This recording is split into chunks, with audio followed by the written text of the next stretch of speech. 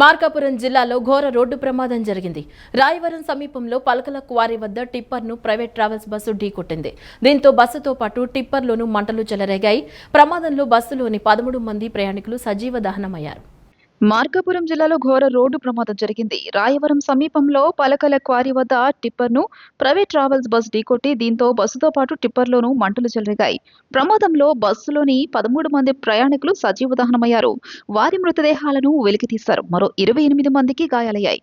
ఘటనా స్థలంలో సహాయక చర్యలు కొనసాగుతున్నాయి. ప్రమాదంలో బస్సు టిప్పర్ పూర్తిగా దగ్ధమయ్యాయి. బస్సును హరికృష్ణ ట్రావెల్ కు చెందినదిగా గుర్తించారు. ఈ రోజు ఉదయం 6:30 మధ్య ఈ ఘోరం జరిగింది. ఘటనా స్థలికి పోలీసులు, అగ్నిమాపక సిబ్బంది చేరుకుని సహాయక చర్యలు చేపట్టారు. క్షతగాతులను మార్కాపురంలోని ఓ ప్రైవేట్ ఆసుపత్రికి తరలించి చికిత్స అందిస్తున్నారు. వారిలో ముగ్గురి పరిస్థితి విషమంగా ఉన్నట్టు తెలిపారు. మృతుల సంఖ్య మరింత పెరిగే అవకాశం ఉంది. బస్సు తెలంగాణలోని జగిత్యాల నుంచి నెల్లూరు జిల్లా కలికిరికి వెళ్తుండగా ఈ ప్రమాదం జరిగింది. ఘటన జరిగిన సమయంలో బస్సులో 41 మంది ప్రయాణికులు ఉన్నట్లు అధికారులు తెలిపారు. వీరిలో బస్సు వెనుక భాగం ఉన్నవారు బయటకు రాలేక మృతి చెందినట్లు తెలుస్తోంది. ముందు భాగంలో ఉన్నవారు ప్రాణాలతో బయటపడ్డారు. మృతుల్లో కలికిరి, వింజమూరు, ఉదయగిరి ప్రాంతాలకు చెందిన వారు ఉన్నట్లు గుర్తిస్తున్నారు. ఘటనా స్థలానికి మార్కాపురం జేసీ శ్రీనివాసులు, ఎమ్మెల్యే కందుల నారాయణ రెడ్డి పరిశీలించారు. ఈ బస్సు ప్రమాదంపై సీఎం చంద్రబాబు, ఉప ముఖ్యమంత్రి పవన్ కళ్యాణ్, మంత్రులు నారా లోకేష్, గొట్టిపాటి రవికుమార్, మండిపల్లి రాంప్రసాద్, బీసీ జనార్దన్ రెడ్డి, హోంమంత్రి Anitha, Kandula Durgesh, AP BJP chief PVN Madhav పలువురు దిగ్భ్రాంతి వ్యక్తం చేశారు. మృతుల కుటుంబాలను ప్రభుత్వం ఆదుకుంటుందని చెప్పారు.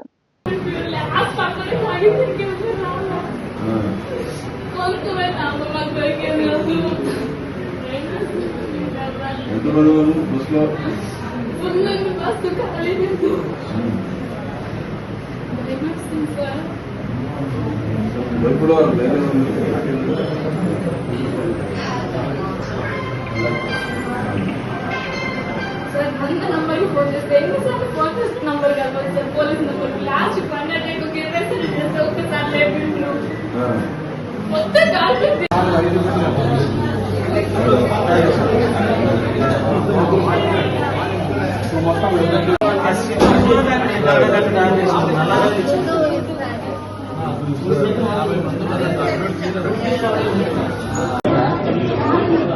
ఆంధ్రప్రదేశ్లోని మార్కాపురం జిల్లాలో జరిగిన ప్రమాదం అత్యంత విషాదకరమని ప్రధానమంత్రి నరేంద్ర మోదీ దిగ్భ్రాంతిని వ్యక్తం చేశారు.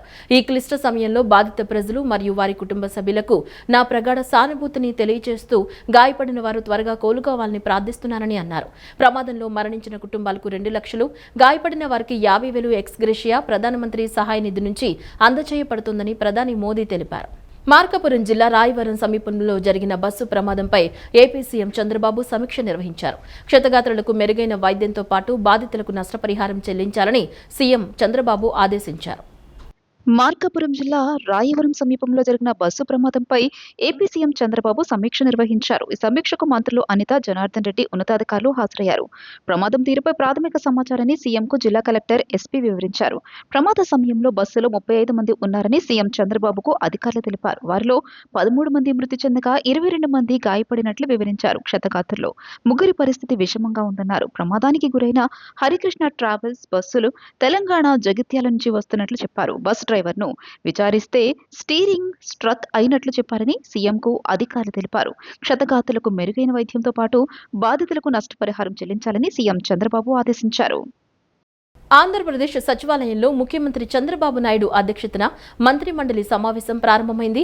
కేబినెట్ భేటీలో రాజధానిగా అమరావతిని ఖరారు, ఇరాన్ యుద్ధం వలన ఏర్పడిన గ్యాస్, పెట్రోల్ కొరత, ఎల్పీజీ నుంచి సీఎన్జీగా మార్చే అంశాలపై ప్రధానంగా చర్చిస్తున్నారు. ఆంధ్రప్రదేశ్ సచివాలయంలో ముఖ్యమంత్రి చంద్రబాబు నాయుడు అధ్యక్షతన మంత్రి మండలి సమావేశం ప్రారంభమైంది. ఈ భేటీలో ఆంధ్రప్రదేశ్ రాజధానిపై కీలక నిర్ణయం తీసుకోనున్నారు. ఏపీ రాజధానిగా అమరావతిని ఖరారు చేస్తూ మంత్రివర్గ సమావేశంలో తీర్మానం చేయనున్నారు. ఈ మేరకు కేంద్ర ప్రభుత్వ సూచనలతో ఈ నెల 28 ఉదయం 11 గంటలకు అసెంబ్లీ ప్రత్యేక సమావేశం నిర్వహణకు ప్రభుత్వం సిద్ధమవుతోంది. మరోవైపు ఇజ్రాయెల్, అమెరికా, ఇరాన్ యుద్ధంపైన చర్చించనున్నారు.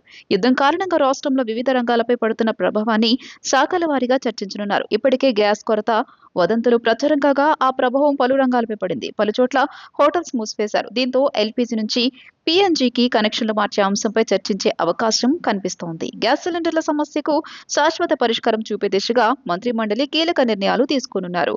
Natural gas policy for promotion in commercial sector పాలసీకి ఏపీ కేబినెట్ ఆమోదం తెలుపనుంది. విజయవాడ ఇంద్రకీలాద్రిపై కొలువై ఉన్న శ్రీ కనకదుర్గమ్మ సన్నిధిలో వసంత నవరాత్రులు 8వ రోజు అత్యంత వైభవంగా జరుగుతున్నాయి. పుష్పాల సోయగంతో అమ్మవారి ఆలయం ఆధ్యాత్మిక కాంతులతో తడుక్కుమంది. అమ్మవారి వసంతోత్సవాల్లో భాగంగా నిన్న అమ్మవారిని చామంతి, సంపంగి పూలతో పుష్పార్చన నిర్వహించారు. విజయవాడ ఇంద్రకీలాద్రిపై వేంచేసి ఉన్న శ్రీ కనకదుర్గమ్మ సన్నిధిలో పుష్పాలంకరణ వేడుకలు అత్యంత వైభవంగా జరుగుతున్నాయి. నేడు 8వ రోజు అమ్మవారిని చామంతి, సంపంగి పూలతో పుష్పార్చన శాస్త్రోక్తంగా నిర్వహించారు. ఈ పుష్పాల సోయగంతో ఆలయ ప్రాంగణమంతా ఆధ్యాత్మిక కాంతులతో విరాజిల్లింది. వేద మంత్రాలు, మంగళ వాయిద్యాల నడుమ ఈవో సీనా నాయక్, చైర్మన్ బొర్రా రాధాకృష్ణ, పలువురు అధికారులు, పాలక మండలి సభ్యులు ఊరేగింపుగా తీసుకువెళ్లి అంతరాలయం నూతన యాగశాలకు తీసుకెళ్లారు.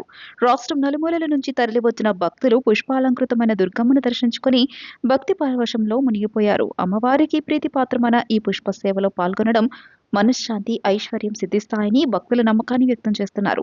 ఈ నెల 28వ తేదీతో వసంత నవరాత్రి ఉత్సవాలు ముగియనున్నాయి.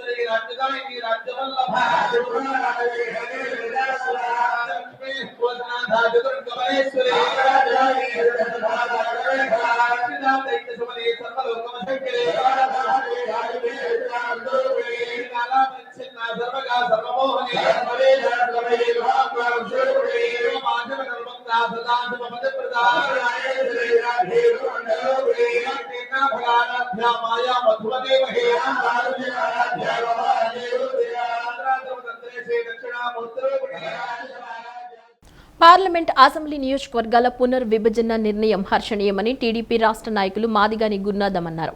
ఎన్డీఏ ప్రభుత్వం తీసుకున్న నియోజకవర్గాల పునర్విభజన నిర్ణయం దేశంలోని అన్ని వర్గాల వారికి ప్రయోజనాన్ని చేకూరుస్తుందని తెలిపారు. భారత ప్రభుత్వం తీసుకున్న ఈ నిర్ణయం పట్ల తెలుగుదేశం పార్టీ రాష్ట్ర నాయకులుగా, ఎన్డీఏ కూటమి పార్టీల నాయకులుగా హర్షం వ్యక్తం చేస్తున్నట్లు తెలిపారు. ఈ డీలిమిటేషన్ ప్రక్రియ ద్వారా అటు కేంద్రంలోనూ ఇటు రాష్ట్రంలోనూ ప్రజా ప్రాతినిధ్యం మరింత బలోపేతం కానుందన్నారు. విజయవాడ గురునానక్ కాలనీలోని పార్లమెంటు కార్యాలయంలో బుధవారం నిర్వహించిన విలేకరుల సమావేశంలో మాదిగాని గురునాథం మాట్లాడారు. దేశవ్యాప్తంగా నియోజకవర్గాల పునర్విభజన ప్రక్రియ ద్వారా అసెంబ్లీ, పార్లమెంటు స్థానాల సంఖ్య భారీగా పెరగనుందన్నారు. ప్రస్తుతం దేశవ్యాప్తంగా ఉన్న 543 లోక్సభ స్థానాలను 816కు, అలాగే 4123 అసెంబ్లీ స్థానాలను 6185కు పెంచాలని నిర్ణయించారన్నారు. ఆంధ్రప్రదేశ్ రాష్ట్రంలో ప్రస్తుతం ఉన్న 175 అసెంబ్లీ స్థానాలు 263కు పెరుగుతాయన్నారు. లోక్సభ స్థానాలు 25 నుండి 38కి పెరిగే అవకాశం ఉందన్నారు. నియోజకవర్గాల పునర్విభజనతో మహిళా రిజర్వేషన్ల బిల్లు అమలు జరిగి పార్లమెంట్లో మహిళలకు 278 సీట్లు దక్కనున్నాయన్నారు. దేశవ్యాప్తంగా అదనంగా 2062 అసెంబ్లీ స్థానాలను మహిళలకు కేటాయించనున్నారని, ఆంధ్రప్రదేశ్లోని 175 నియోజకవర్గాల్లో దాదాపు 67 సీట్లు మహిళలకు కేటాయించే అవకాశం ఉందన్నారు. మన ఎంపీ సీట్లు కూడా గణనీయంగా పెరిగేటువంటి పరిస్థితులు ఈ రాష్ట్రంలో ఉన్నాయి. ఇంకోటి, అసమతుల్యత అనేది కూడా లేకుండా చేయటం కోసం నియోజకవర్గాల వారీగా రేపు చిన్న చిన్న నియోజకవర్గాలు అవుతాయి. డీసెంట్రలైజేషన్ ఆఫ్ పవర్ అంటే అంబేద్కర్ గారు చెప్పినట్టుగా కింద స్థాయి అధికారి దాకా పరిపాలన వికేంద్రీకరణ జరగాలంటే చిన్న స్థాయి శాసనసభ స్థానాలు, తక్కువ జనాభాతో ఉండేటువంటి శాసనసభ స్థానాలు కూడా రాబోతూ ఉన్నాయి. ఇవన్నీ కూడా పరిపాలన దక్షతకి నిదర్శనంగా మారతాయి. ఇప్పుడున్నటువంటి చంద్రబాబు నాయుడు గారు, లోకేష్ గారు కూడా చెప్తా ఉన్నారు, యువత అంతా కూడా రాజకీయాల్లోకి రావాలని. ఇవన్నీ కూడా మనకి రేపు రాబోయేటువంటి రోజుల్లో సంపూర్ణమైనటువంటి రాజ్యాధికారం, సంపూర్ణమైనటువంటి డీలిమిటేషన్, సంపూర్ణమైనటువంటి డీసెంట్రలైజేషన్ ఆఫ్ పవరు, వికేంద్రీకరణ అన్నీ కూడా మనకు జరుగుతాయి. తప్పకుండా ఈ వేరియేషన్ కూడా ఉండకుండా ఉంటుంది. ఈ కులాల మధ్య అంతరాలు కూడా పోతాయి. ఆర్థిక అభివృద్ధి, సామాజిక న్యాయం అన్నీ కూడా జరుగుతాయి. తప్పకుండా రేపు రాబోయేటువంటి రోజుల్లో ఇది మంచి పరిణామం నేను ఎన్డీఏ తరఫు. ప్రసిద్ధ భారతీయ శాస్త్రీయ సంగీత విద్వాంసుడు, మృదంగ కళాకారుడు యల్లా వెంకటేశ్వరరావు సేవలు ఎనలేనివని గజల్ శ్రీనివాస్ అన్నారు. మృదంగంపై జలపాతాల హోరును, ప్రకృతి శబ్దాలను సృష్టించగల ప్రతిభాశాలిగా పేరుగాంచారని కొనియాడారు. నగరంలోని దుర్గాపురం ఘంటసాల వెంకటేశ్వరరావు ప్రభుత్వ సంగీత కళాశాలలో సంగీత సామ్రాట్ ఎంఎస్ బాలసుబ్రహ్మణ్యేశ్వర శర్మ, సుమధురగాన సుధాకర్, కెవి బ్రహ్మానందం, తెలుగు వాహిని అధ్యక్షుడు చింతకాయల చిట్టుబాబు ఆధ్వర్యంలో యల్లా వెంకటేశ్వరరావుకు స్వర్ణ కంకణధారణ ఘన సన్మాన కార్యక్రమం నిర్వహించారు. ఈ కార్యక్రమానికి ముఖ్య అతిథిగా జస్టిస్ టి వేణుగోపాలరావు, కళాశాల ప్రిన్సిపల్ గాత్ర వీరు సి జ్యోతిర్మయి, గాయకులు గురుజాడ మధుసూదనరావు, గజల్ శ్రీనివాస్ పాల్గొని సత్కరించారు. కళపోషకుడు గోళ్ల నారాయణరావు సభకు అధ్యక్షత వహించారు.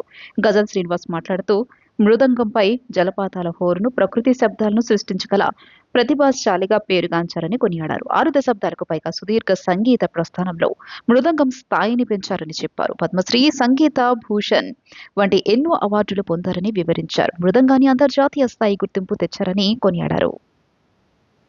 తిరుపతిలో వేయించాం, అది టీవీఆర్ ప్రసాద్ గారు ఉన్నప్పుడు, ఆయన మహానుభావుడు. అంజయ్ గారు ఉన్నప్పుడనే జరిగాయి, ఎన్టీ రామారావు గారు ఉన్నప్పుడు జరిగినాయి, రాజశేఖర రెడ్డి గారు ఉన్నప్పుడు కూడా మేము చెప్పగానే ఆయన చేశారు. ఈయన కూడా మరి ఆయనకి ఉద్దేశం జరిగితే బ్రహ్మాండంగా చేయగలుగుతారు ఆయన. మన చంద్రబాబు నాయుడు గారు చాలా అద్భుతంగా జరుగుతోంది. ఈనాడు మన సన్మానం బ్రహ్మాండంగా వారి యొక్క సంపూర్ణమైనటువంటి ఆనందంతో, అభిమానంతో, కొలబద్దలేని అభిమానం బ్రహ్మాండంగా జరిగింది. ఇది ఈ 10 మంది ఉన్నా కూడా 10,000 మంది కింద లెక్క అయింది. చాలా సంతోషం.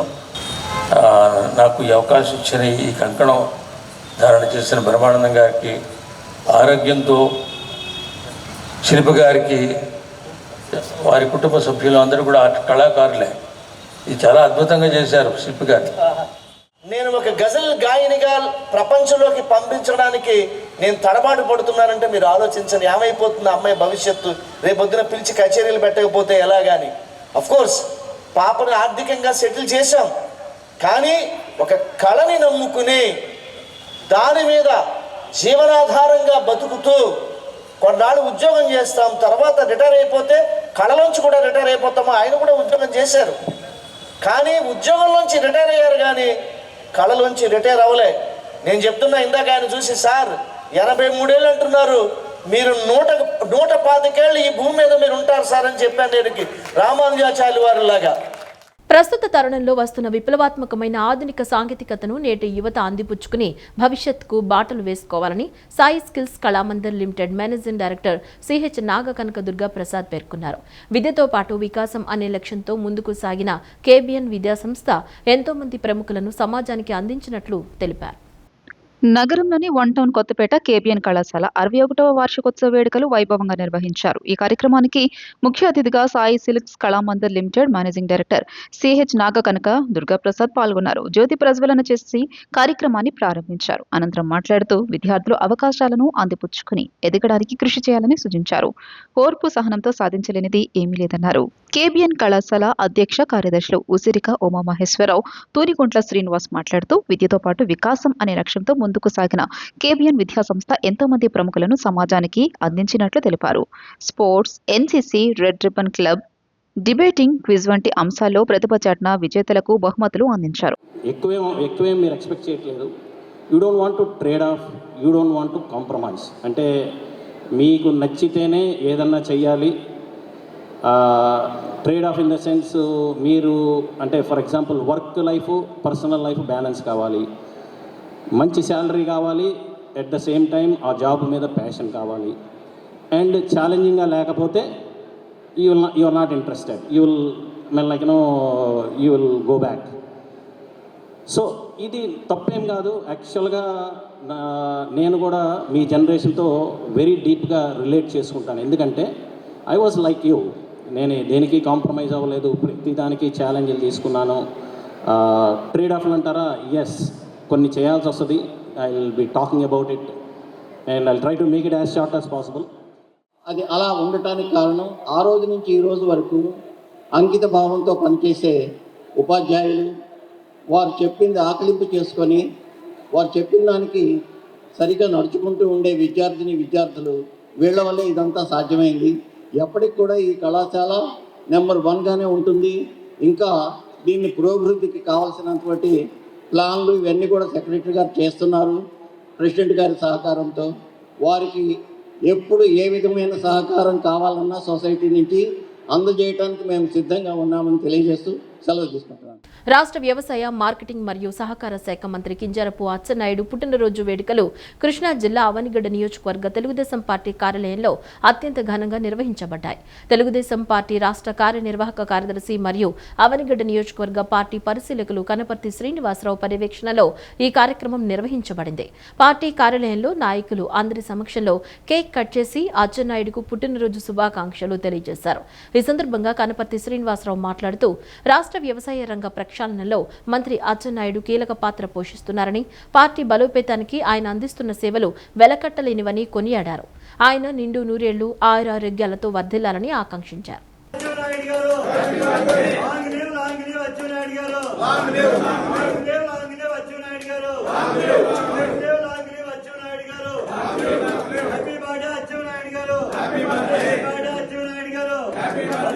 తెలుగుదేశం పార్టీ చంద్రబాబు గారి నాయకత్వం, లోకేష్ గారి నాయకత్వం.